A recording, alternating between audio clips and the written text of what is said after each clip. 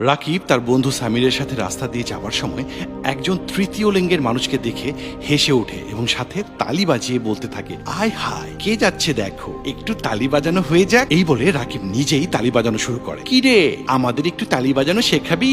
জবাবে তৃতীয় লিঙ্গের মানুষটা তাদের সাথে কোনো কথাই বলে না। সে মাথা নিচু করে পাশ কাটিয়ে চলে যেতে থাকে। এই, আমি ডাকছি না তোকে, দাঁড়া, তোর নাম কি? আমি ছন্দা। আপনাদের আর কিছু বলার আছে? আমাদের সাথে তালি প্রতিযোগিতা করবি?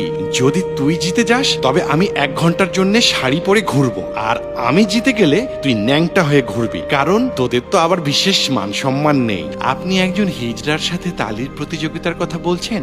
আমি মানুষকে সম্মান করি, আপনাদেরকে শাড়িতে দেখার কোনো ইচ্ছে নেই, তাই ইচ্ছে করি এটা ছেড়ে দিলাম। তবে একটা কথা মাথায় রাখবেন, ছেলে হোক বা মেয়ে হোক বা হিজড়া, মানুষকে সম্মান দিতে শিখুন, কারণ সব মানুষকেই আল্লাহ নিজে তৈরি করেছেন।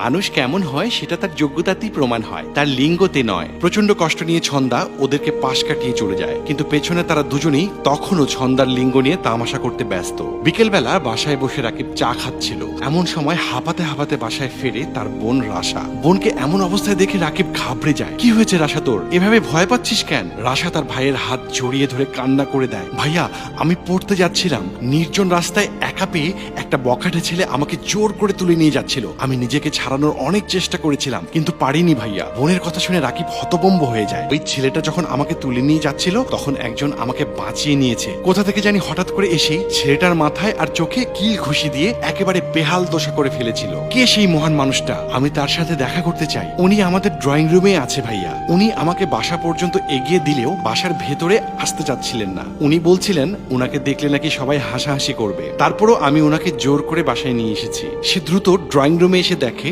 সকালের সেই ছন্দা। তুমি মানে মানে আপনি? রাকিবকে দেখে ছন্দা নিজেও খুব অবাক হয়ে যায়। ক্ষমা করবেন ভাইয়া, আমি জানতাম না এটা আপনার বাসা, না হলে এখানে আমি আসতাম না। মানুষের পরিচয় তার কর্মে, সাহসিকতায়। একটা লিঙ্গ থাকলেই সে মহান পুরুষ হতে পারে না, তা আপনি প্রমাণ করে দিয়েছেন। আপনার কাছে আমি কৃতজ্ঞ।